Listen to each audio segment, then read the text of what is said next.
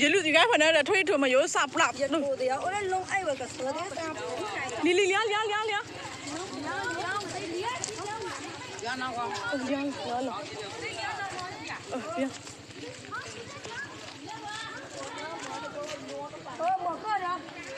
hai số đó lia này cơ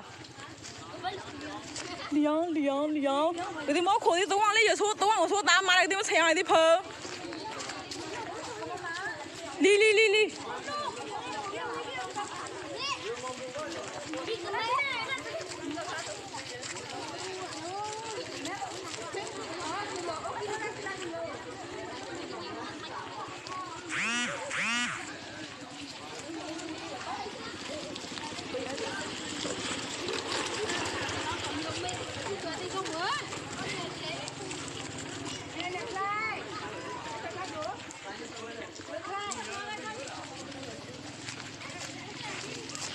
Trawi nih, sekunnya deh kalau deh kekip, berdiri lah tu tua rumah.